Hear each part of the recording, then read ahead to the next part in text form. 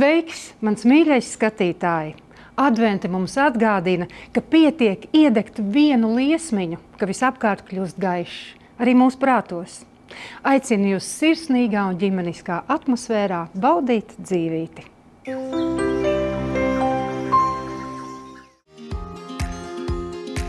Ko īsti imunitātei pasniedz citrusaugļi? Par to mēs runāsim ar mūsu raidījumu ekspertu, farmaceitu Andreju Nikolājevu. Sveiks, Andrej! Sveiki! Kā vienmēr prieks tevi satikt un uzreiz ķeršos klāt jautājumam, kā īsti ir? Cilvēki saka, man tik tāds bišķiņ krekšķītis ir, man varbūt mazliet aizsmakums, gan jau pēc pāris dienām pāries. Kā ir? Gaidīsim tās pāris dienas.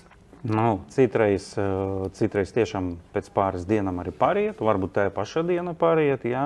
Te ir jāvērtē pašam cilvēkam sevi, teiksim, kā viņam ar to imunitāti, teiksim, stipra imunitāte, viņš tiešām paries, jau tajā pašā diena vakarā jau, jā. Bet citreiz nepariet, un pēc 2 dienām jau cilvēks jau saskaras ar smagākiem simptomiem, jau parādās iesnās, jā, jau tāda vājuma sajūta parādās, jā, un cilvēks jūt, vajadzēja tomēr kaut ko darīt 2 dienas atpakaļ. Tas ir visbiežākais, ko mēs dzirdam no cilvēkiem, sevišķi rudens periodā, ziemas periodā, kad es jau jūtu, kaut kas sākās. Ja tādas frāzes mēs dzirdam, ja mēs jau saprotam, par ko iet runa. Runa ir par saaugstēšanos. Parasti tas sākās ar kaut kādu kņudināšanu, degunu kaklā, nogurums, aizkaitinātība, ja, acis paliek sarkanas cilvēkam, ja, iesnas sākās. Bet principā tās ir tādas pirmās frāzes, ja kaut kas sākās, es kaut ko jūtu. Ja. Tas ir tas, ko mēs farmaceiti daudz dzirdam aptiekā.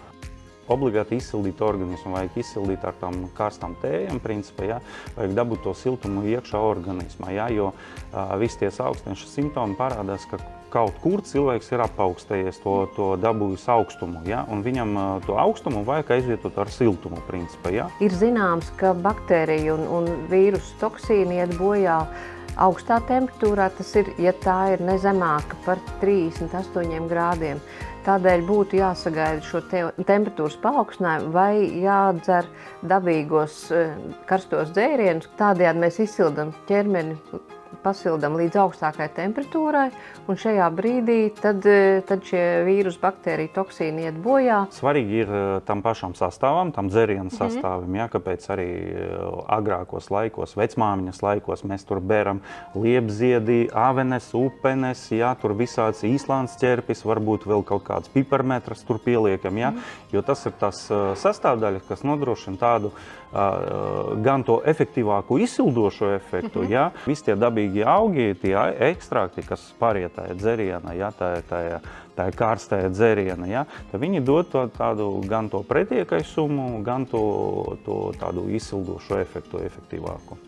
Man tomēr asociējās tāda slīmošana un, varbūt nevis slīmošana, bet tāda pašsajūta sliktāk ar citroniem. Citrons kā tāds, viņš dod tādu foršu tādu skābu reakciju un skābu garšu, teiksim, jā, un piedod tai tējai, jebkuram dzērienam, viņš piedod tādu jautrāku garšu. Runājot par citrusaugļiem, tur ir ne tikai C vitamīni, tur ir antioksidanti, flavonoīdi un tas bioloģiski aktīvas vielas, kas būvē, nevis būvē, bet, teiksim, remontē tavu imūnosistēmu, ja tā var vienkāršiem vārdiem stāstīt. Termobronksu es lietoju jau sen, kaut kāds 4-5 gadi atpakaļ es sāku viņu lietot. Man patīk tāds moments, ja, kad es slikti jau jūtos, ja, es uzreiz iedzēru un man vieglāk elpot, jā.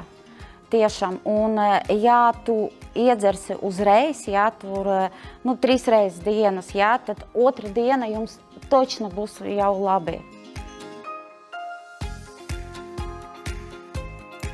Un mums ir jaunums – Termobronks Citrus Immuno. Saka, lūdzu, Andrej, ar ko viņš atšķirs no iepriekš jau mūsu iemīļotā Termobronksa? Pirmam kārtam, ka tas ir Termobronks, ja, bet ar citronu garšu. Un viņam pievienot tie paši tie citrusaugļi, ja, ar C vitamīnu, un tas ir tāds citronīgāks karstais dzēriens. Ja. kuram pamatā ir tie paši liepziedu ekstrakts, aveņu lapu ekstrakts, upeņu lapu ekstrakts, tādi klasiskie pretsaukstēšanas ekstrakti. Ja? Bet klāt ir pievienot citrus augļi, kas nodrošina tādu jau uz imunitāti vērsto efektu. Ja? Un C vitamīns. C vitamīns tāda normāla deva, kaut gan visi termobronks satur C vitamīnu, bet es nezinu kāpēc, bet jaunajā produktā termobronks citrus imūno, tās C vitamīns liekas, ka efektīvāks. Ja? Varbūt viņš ir, tā varētu pateikt, būstots ar to citrus augļu ekstraktu. Jaunais produkts mums ir tieši tādu izteiktu citrus, bet es teiktu, ka tā garša nav skāba. Negaidat, ka tas būs tāds skābs citrons. Drīzāk es teiktu citrusa miziņas, kaut kas tāds. Ļoti garšīgi, patiešām. Ir ļoti labi, kad ir gan C vitamīns, gan klāt arī šis citrus augļu ekstrakts, un tas vairāk tieši ir imunitātes boosters. Ja? Tātad mēs zinām, ka šie citrus augļu ekstrakti viņi ļoti labi strādā uz imunitāti. Andrej, kā citrus augļi ietekmē bronhu veselību? Citrus augļi vispār, teiksim tā, iekšā ir diezgan bagatīgais klāsts pēc bioloģiski aktīvām vielām. Un bieži vien paši galvenie tie ir tie flavonoīdi un antioksidanti, ja viņus tā var nosaukt. Ja? Un viņi nodrošina to, teiksim, tādu imunitāti stiprinošu, tādu regulējošo, modulējošo efektivitāti, ja? Lai, teiksim, cilvēkam, kam sākusies saaugstēšanas, ja? Lai viņam sāktu to atveseļošanas procesu. Ja?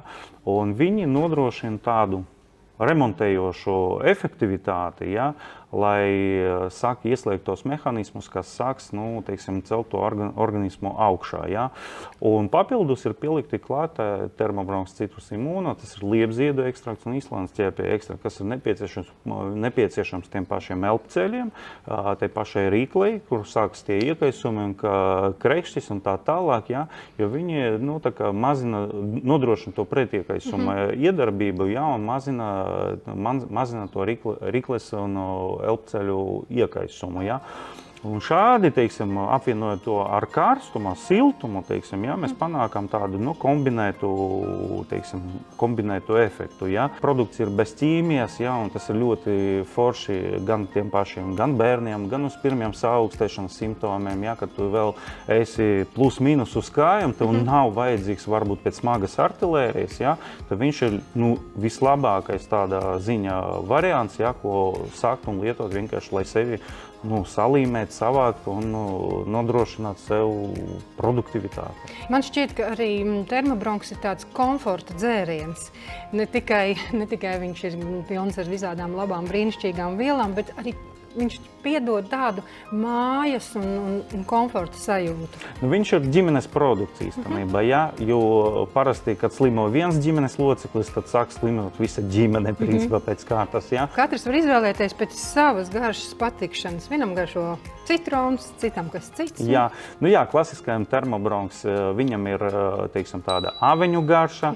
Ar ingveru tur arī ir aveņu garša, bet ir jūtama jau tādu ingvera garšiņa.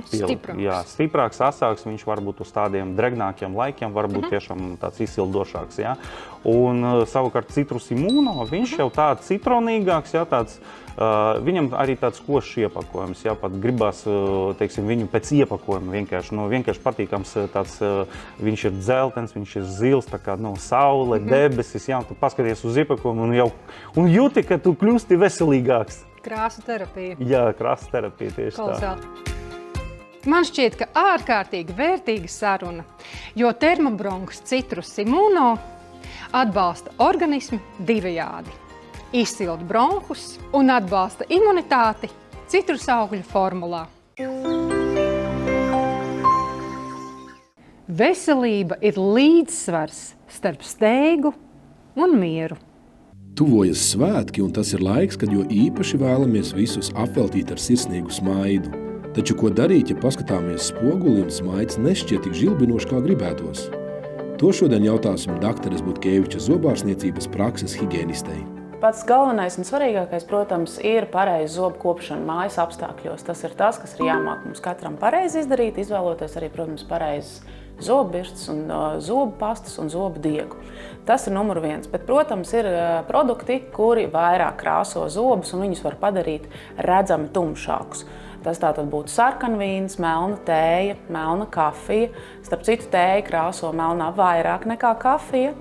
Dažādi arī, piemēram, augļi, kā piemēram granātābols un citi, kas var tā kā papildus padarīt zobiņus tumšākus. Kāds ir risinājums? Vai pirms svētkiem mums būtu jāatsakās no tējas, kafijas un pat augļiem? Protams, neatsakamies no foršām un labām lietām, īpaši no augļiem nevajag atteikties, un ja tā kafija un tēja arī ir svarīga, es domāju, ka arī no viņas nav jāatsakās, noteikti ne zobu dēļ. Pirmām kārtām mēs paši varam sev palīdzēt, tātad lietojot baltinošas zobu pastas, tikai jāatcerās, ka daudzas no tām ir arī abrazīvas, un līdz ar to var radīt zobu jūtīgumu. Tātad ir jāparunā arī ar savu speciālistu, kādas zobu pastas vislabāk izvēlēties un cik ilgu periodu viņas drīkst lietot. Protams, arī zobu higiēna ļoti palīdz noņemt nost to pigmentāciju, ko mēs iegūstam ikdienā no pārtikas produktiem. Tā nebūs zobu balināšana, bet pigmentācija, kas paliek no tējas un kafijas, noteikti zobu higiēnas laikā var noņemt, līdz ar to automātiski radot jau gaišāku smaidu. Mūsu praksē ir pieņemts, ka katrs pacients, kas tiek līdz higiēnista krēslam, tiek apmācīts. Bērniem mēs to atkārtojam gandrīz katru reizi, bet pieaugušiem noteikti vismaz vienu reizi, vajadzības gadījumā arī, protams, atkārtojam. Tātad mēs pacientiem nokrāsojam zobus ar speciālu krāsvielu, kas ir mīkstā aplikuma indikators, kurš parādīs vietiņas, kuras pašam neizdodas iztīrīt. Līdz ar to tad īstenībā pacients tiešām arī saprot, cik daudz viņš iztīra un vai tiešām pareizi. Pie higiēnistas spēles uzzināju to, ka es tīru nepareizi, es traumēju mazliet arī savas zobu smagenes, zobu birstes kustības veids savādāks, kā būtu jāveic, kā būtu pareizi tīrīšana. Man īstenībā likās, ka manas mutes zobums ir pilnīgi viss kārtībā, ka es perfekti kopju zobus, rūpējos par tiem, bet īstenībā nē. Īstenībā man pastāstīja, kas ir jādara, lai mutes zobums būtu vesels un lai zobi būtu tīri, un tieši to izdarīja Paula higiēnista. Ja cilvēks vēlas iegūt par vairākiem toņiem baltākus zobus, tad ir jāveic zobu balināšana. Balināt noteikti drīkst. Galvenais, kas ir jāsaprot, ir divas pamatlietas, kas ir pirmais, ir tāda sava veida mīti par to, ka zobu balināšana ļoti kaitē zobiem. Jā, zobu struktūra kā tāda nemainās, bet, protams, ir jāsaprot, ka tas ir jādara profesionāļu uzraudzībā ar profesionāliem materiāliem, lai tiešām netiktu nodarīts kaitējums. Tas ir numur 1. Otra lieta, kas ir jāzina un jāsaprot, ko daudz cilvēku arī nezina, ka plombes un kroņi vai tātad citi mākslīgi materiāli nebalinās. Balinās tikai dabīgie zobu audi. Kā rezultātā, ja mums ir priekšzobu rajonā pieņemsim plombītes vai kroņi vai venīri vai kādas citas mākslīgas detaļas, viņas krāsu visticamāk nemainīs vai vismaz nemainīs tik ļoti kā zobs. Līdz ar to ir jārēķinās, ka pēc zobu balināšanas iespējams kāds plombītes priekšzobu rajonā būs jānomaina. To, kāda procedūra būs piemērotāka pacientiem, ieteiks speciālists. Taču jāatceras, ka visu pamats ir zobu higiēna. Tikai tad, kad mutes zobums ir tīrs, iespējams veikt tālākās procedūras. Es visiem novēlētu īstenībā smaidīt. Tiešām smaidīt, jo tas īstenībā ļoti dod prieku otram cilvēkam, kad uz viņu vienkārši pasmaida. Smaids ir tiešām skaists, dāvāsim to viens otram. Un tagad laiks nelielai reklāmas pauzei.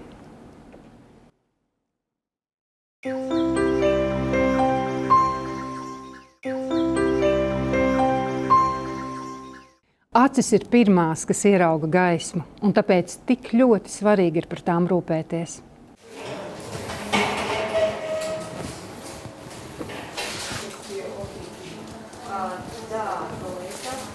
Es, protams, operācijas laikā mazliet pastāstīšos arī vienkārši par operācijas to būtību. Jūs tur nebaidieties, būs jums arī jaunas zināšanas.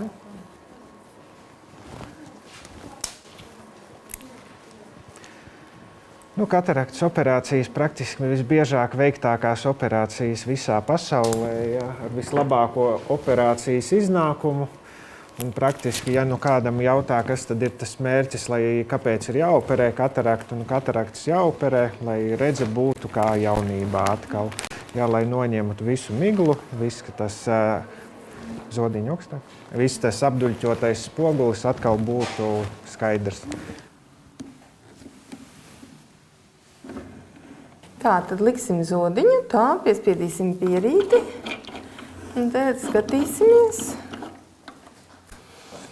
Jā, nu tā izskatās viss labi.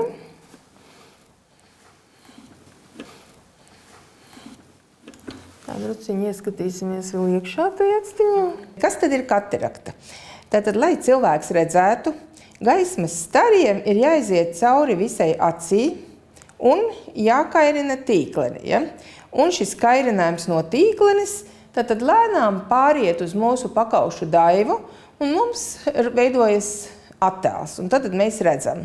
Bet, lai šie gaismas stari varētu nonākt līdz tīklenei, jo cilvēks principā redz ar tīkleni, ja? Un tad ir jābūt dzidrām visām šīm vidēm. Un tad gaismas stari iziet cauri vispirms jau radzenei, tālāk gaismas stari iziet cauri lēcai, tālāk šie gaismas stari iziet cauri visam lielajam stiklveida ķermenim, un tad viņi nonāk līdz tīklenei. Ja?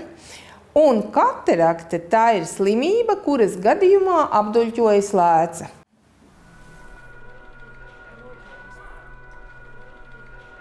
Duļķēnā lēca tagad mums ir laukā. Mēs izpildīsim to lēcas kapsulas maisu ar tādu speciālu vielu, kas viņu noturēs savā pozīcijā, lai mēs tajā vietņā, kur bija duļķēnā lēca, varētu ielikt mākslīgo lēcu. Tā mākslīgā lēca arī šitādi mums arī izskatās. Tas tiks ievietots konkrētā pacienta actiņām. Mēs katru dienu operējam. Dienā vidēji mums ir 50 operācijas, 50, 60 mēnesī, līdz ar to sanāk 800 operācijas vidēji. Un līdz ar to uzskatīt tāda ikdienišķa operācija. Ja? Nu, ir jāsaka tā, ka kataraktai tādu īpašu simptomu vispār nav. Nekas nesāp. Vienkārši paliek lēnām tāda miglaināka redze. Un cilvēks vienkārši sāk sliktāk redzēt. Un parasti cilvēki, kuri neapmeklē acu ārstu regulāri, kā mēs to iesakam reizi gadā, parasti viņi to konstatē tad, kad viņi jau redz kaut kur apmēram 3-4 rindiņas uz tabulas, un viņiem sāk parādīties problēmas ar lasīšanu. Nu, kad vairs nevar lasīt normālu tekstu, ne ar, ne bez brillēm, tad pacienti, kuri tā, nu kā saka, nav īpaši vērsti uz profilaktiskām apskatēm, tad viņi parasti noteikti nonāk pie acu ārsta. Ja? Un kataraktas slimniekiem diezgan bieži ir vērojami tādas simptomas kā priekšmetu vai nu dubultošanās, vai pat trīskārtošanās. Un viņi saka, bet viņi nav tāda uzmācīgi, ja? Bet viņi saka, ka es kādreiz paskatos un es redzu, ka tur aug 3 kociņi dārzā, nevis tikai 1. Ja? Principā katram pacientam būtu jābūt savam acu ārstam, kas šo pacientu arī dinamikā novēro. Viņš skatās, kāds ir redzes asums, kāds ir acu spiediens, viņš skatās to dinamikā, periodu, piemēram, reizi gadā vai reizi pusgadā, un skatās. Ja redzes asums krītās, un arī pacienta acu ārsts redz, ka šie lēca kļūst bišķiņ apduļķotāka, tad jau principā tā diagnoze ir diezgan skaidra. Ja tā lēca nav pavisam apduļķota, mēs viņai varam redzēt arī cauri un ar mikroskopu un oftalmoskopiju izmeklēt arī acu dziļās struktūras. Principā acu ārsts var būt diezgan droši, ka viss ir kārtībā. Ja acu ārstam ir šaubas, ka varbūt vienīgā vaina nav tikai katarakta, bet arī tīklene, tad var nozīmēt arī papildus izmeklējumus. Kā piemēram, viens no šiem ir man aiz muguras atrodas optiskās koherences tomogrāfija, kas ir īpaši piemērota priekš tīklenes izmeklējumiem. Nevienmēr tīklenes izmaiņas tāds liels un grandios, kurus mēs varam paši ar aci pamanīt. Tāpēc šāda metode ir ļoti laba, jo mēs arī varam pašas sīkākās problēmas, pašas sīkākās patoloģijas arī viegli atrast, identificēt un arī nozīmēt atbilstošu ārstēšanu. Protams, filmās jau bieži vien ir tādi dažādi brīnumaini gadījumi, ka cilvēks dabū ar bumbu pa galvu vai, teiksim, kaut kāda tāda, ekstrēmi kaut kur krīt, ja? Protams, šajos gadījumos var būt situācija, kad cilvēks, kurš pilnīgi neredz, viņam redzi atgriežās, ja? Un tas parasti notiek tāpēc, ka šī lēca, ka viņa izmežģis no savas vietas un iekrīt stiklaveida ķermenī, ja? Un tādā gadījumā, ja cilvēkam ir pilnīgi apduļķota lēca, protams, šī redze var atgriezties. Protams, tā nebūs gluži pilnvērtīga redze, bet kaut kāda redze var atgriezties. Un visās šajās pasakainajās filmās, kad teiksim, akls cilvēks iet un viņam redze atgriežās, pat no sevis, tas parasti ir saistīts ar to, ka šī lēca ir nogrimusi stikla ķermenī. Mūsu dienās tomēr tāda pamat ārstēšanas metode kataraktei ir lēcas nomaiņa, tātad operācija. Un tagad šīs operācijas aizvien uzlabojās, kļūst aizvien mazāki griezieni, aizvien saudzīgāka ultraskaņa, aizvien labākas lēcas, kuras tiek implantētas. Un principā šodien kataraktas ārstēšana ir operācija. Un uz jūsu jautājumu, vai var gaidīt, ir šeit jāsaka tā, ka principā var lielākai daļai cilvēku nekas arī nenotiek, ja viņi gaida tikmēr, kamēr šī redze pazūd pavisam. Un tad arī var izoperēt kataraktu un lielākai daļai redze atgriezīsies. Ja mēs runājam par vecāku gadagājumu cilvēkiem, jau sākās arvien lielākas problēmas. Man pašam vecmammu es tikai 4. reizi dabūju uz operāciju galda. Jo pirmās 3 reizes, kad mēs viņu pierakstījām uz operāciju un jau principā sagatavojām, lai visu izdarītu, viņi vienkārši neiekāpa autobusā un neatbrauc. Tas, ka pacients atgūst redzi, tas jau ir tas lielākais gandarījums. Jo dažreiz jau ir tā, ka atnāk pacients, ir bijuši gadījumi, viņš ir tiešām akls, ir pilnībā kurls, viņš ir vedams pie rokas. Un ja mēs viņam vienu aci jau izoperējam, viņš uzreiz sāk redzēt, viņš ir laimīgs, jo tad mēs atgūstam viņam kaut kādu tādu savu to dzīves redzējumu. Ja viņš ievada ratiņos aiz rokas un pats viņš aizskrien mājās pie atšķīnai pie stūres, tas ir gandarījums.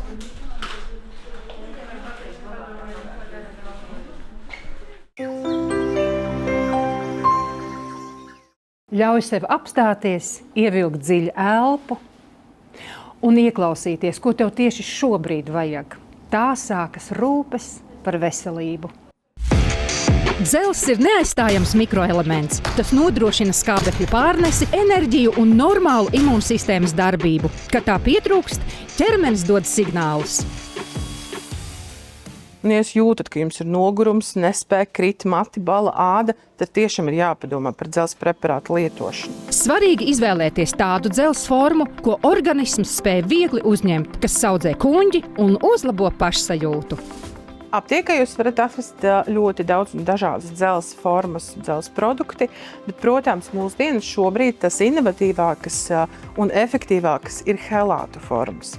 Kas arī ir Emelīna Liquid un Emelīna Oro produktos, kur ir tā tiešām inovatīva forma, dzelzs bisglicināts, Ferrohel, piemēram, Emelīna Liquid. Viņš būs kompleksā ar vitamīnu B12, ar folskābi, kas kopumā dod arī to efektivitāti, gan samazina nespēku, nogurumu, veicina normālu asins ķermenīšu veidošanos. Preparāts ir gatavs dzeršanai šķidruma paciņās ar ļoti patīkamu aveņu garšu, uzreiz gatava lietošanai, droši var ņemt līdzi somiņā. Otrs preparātiņš, Emelīna Oro, kur arī ir dzelzs bisglicināts, Ferrohel, kopā ar C vitamīnu. Emelīna Liquid iepakojumā ir 20 ērti lietojamas paciņas šķidrā veidā. Savukārt Emelīna Oro satur 30 mutē disperģējumos pulverus. Tā inovatīva forma, dzelzs bisglicināts, Ferrohel, nodrošina tiešām efektīvu uzsukšanas organismā, jo uzsucās jau caur gļotādu, arī tievajās zārnās, maiga ietekme uz kuņģi un arī nesatur glutēnu, cukuru, nekroso zobus. Ir piemērots cilvēkiem no 12 gadu vecumā, arī grūtniecēm, māmiņam, kuri baro ar krūti, un veģetārieši.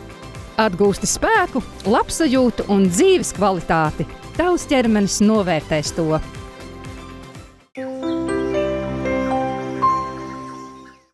Mūsu stāsti šodien ir izstāstīti. Un tev, mans mīļais skatītāji, novēlu mazāk steigas, vairāk prieka. Tiekamies pēc nedēļas.